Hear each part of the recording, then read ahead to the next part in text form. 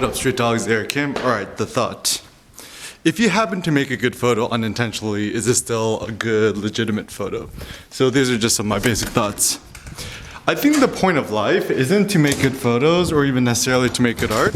I think the point of life is for us to go out, experience the real world, and maybe philosophize on like why we're so grateful for being alive and sharing that joy with others, because certainly life is about promoting life, growth, organic growth, kind of this human-centric, human-first approach.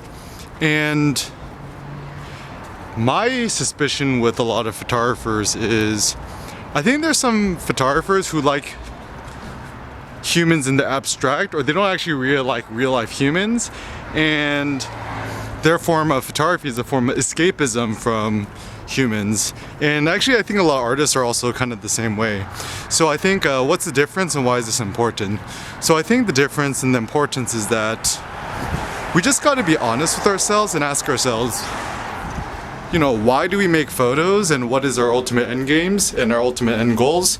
And I think the ultimate goal should be photos as a way for us to stay motivated, to live more, to explore more, and to do more.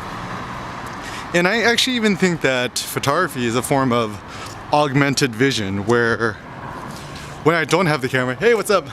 When I don't have the camera on hand, I'm actually a little bit less noticeable of interesting things and beauty all around me. And so the camera gives me the opportunity to essentially just like kind of like notice more stuff and appreciate more stuff. And you know, there's even a saying that even the smallest thing could cast its own hair. So even like think about composition, right? Kind of like that leading line there, having the little thing right there. And there's so many different ways you could compose the scene, is that, you know, you could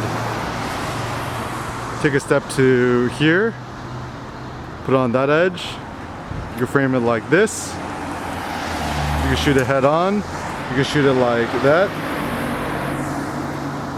you could do super, you know, small angle, or you can just keep moving and panning until you find a composition which is nice. And honestly, my thought is when you're composing, just kind of jiggle around the camera a bit until you find a composition which is pleasing to your eye, or even go for the extreme diagonals, whatever you want to go with. But to me, composition like this is quite nice.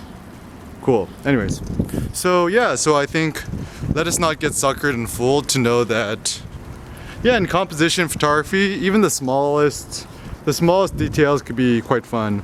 And I really do think that the secret to great compositions is to just kind of have fun with it. When you're taking things a little bit too seriously and you become a little bit too serious with things, it stops being fun and interesting. And even watch cinema, you see this thing here. You know, if you could kind of pan here, you could kind of put the subject here, have this in the foreground, so you kind of have some depth, or you can photograph it like this. So yeah, so I think my thought is, you know, there's so many people who like esports and e-gaming and stuff like that. I'm like, maybe we should treat photography kind of like an e-sport, or treat photography like an e-game or something like that, because my only critique with gamers is that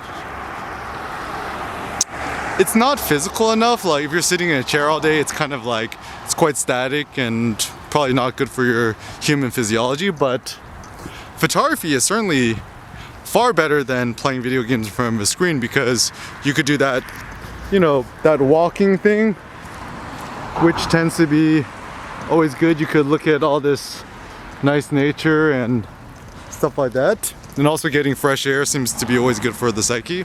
So yeah, maybe one of my new ideas is I want to be the next innovator in terms of like realizing that photography could be the next huge esport. Like I think actually even this, I might start actually watching more documentaries on this, but even if you think about like e-games and esports, it's like I think the viewership for esports is like bigger than all the Hollywood movies and all the entertainment venues combined. So maybe, I don't know, maybe considering that everyone has an iPhone, photography could be the next massive MMORPG esport. I mean, like, you could already see it, like how popular is Facebook and Instagram. Like, if it wasn't for smartphone cameras, Facebook and Instagram wouldn't be so popular. And so I think also similarly, like, if you want real feedback on your photos, just upload to arsbeta.com, arsbeta.com, and yeah, use this opportunity for you to share your images, and yeah, to grow creatively.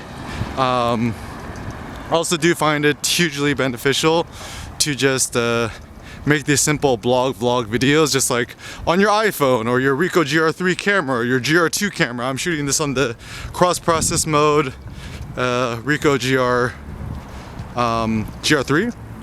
And yeah, even fun things you could do is you could just kind of treat your own life like a video game, to kind of curve through these obstacles.